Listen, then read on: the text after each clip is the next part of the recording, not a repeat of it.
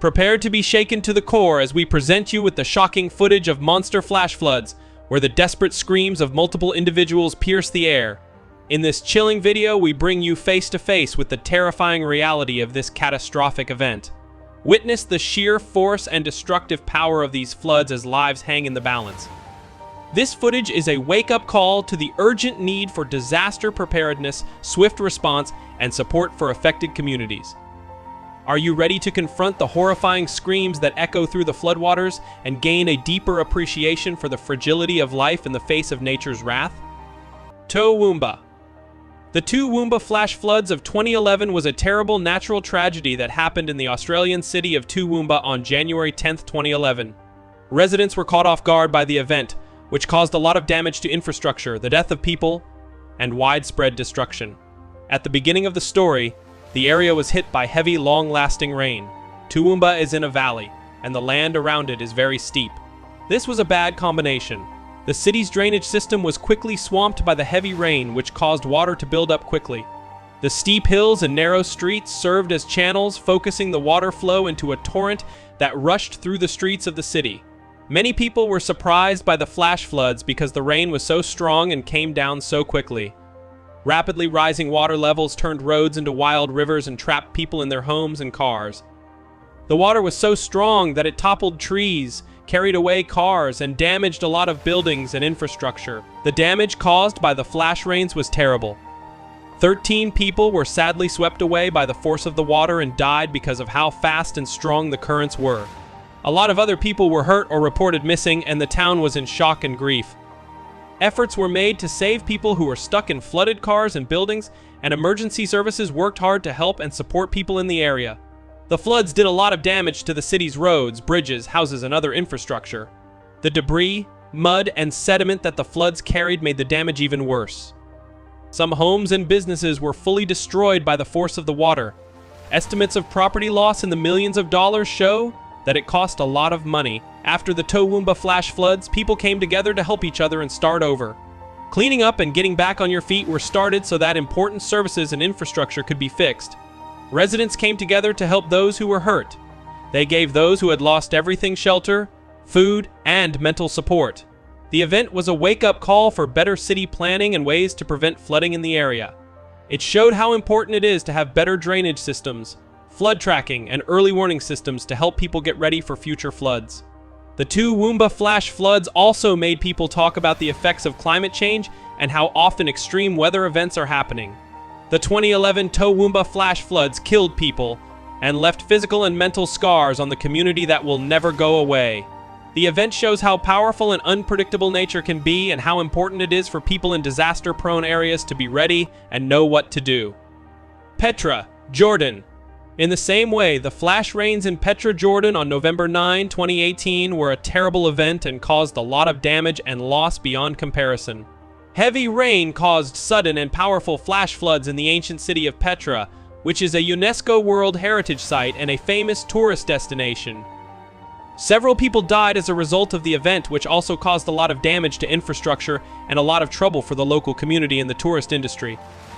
At the start of the story, it rained hard for a long time, which is unusual in the dry area of Jordan.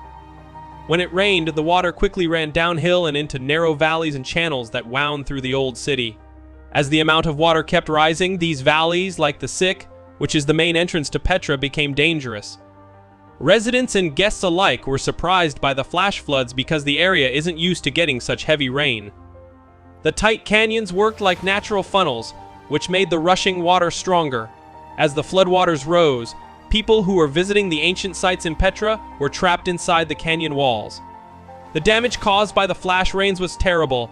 Several tourists died because they couldn't get away from the quickly rising water.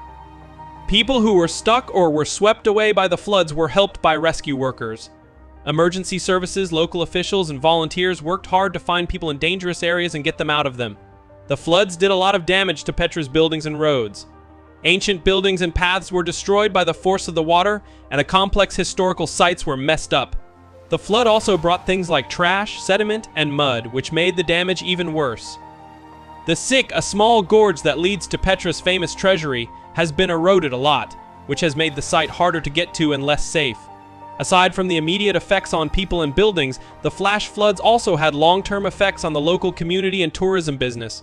Petra depends a lot on tourism as a source of income, and the rains hurt the number of tourists and the economy. Recovery and restoration took time and money, which made it harder for the area to fully heal from the disaster. After the flash floods, the Jordanian government and local leaders took steps to make Petra safer and more able to handle disasters. This meant improving early notice systems, keeping a closer eye on the weather, and making changes to the infrastructure to better handle future floods. These steps were taken to reduce the risks of flash floods and make sure that residents and tourists were safe. In 2018, flash floods in Petra, Jordan, showed how even the most historically important and well-preserved places can be damaged by natural forces. The event showed how important it is for places that are prone to flash floods to be ready, have early warning systems, and use sustainable tourist practices. It also stressed how important it is to keep working to protect cultural heritage places from the effects of extreme weather.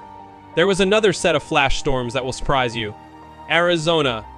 The flash floods that happened in Arizona in 2017 were a series of deadly natural disasters that happened in different parts of the state. Let's talk about this in more depth. They caused a lot of damage to infrastructure, killed people, and caused a lot of damage all over the state. Heavy rain caused these flash floods, which happened in several places, including Phoenix, Flagstaff, and Payson. The situation happened when monsoon season started, which is a time of strong clouds and heavy rain. The dry climate of Arizona makes it prone to flash floods because the hard, dry ground can't soak up a lot of water quickly. So when it rains a lot, water builds up quickly, which can cause flash floods. Heavy rain turned the streets in Phoenix, the state capital, into raging floods after a lot of rain. The quick amount of water was too much for the city's drainage systems to handle, which led to widespread flooding. Some cars got stuck, and others were swept away by the floods. Homes and infrastructure in a number of areas and communities were badly damaged. In Flagstaff, Arizona, which is in the north of the state, there were flash floods in several places, including homes and campgrounds.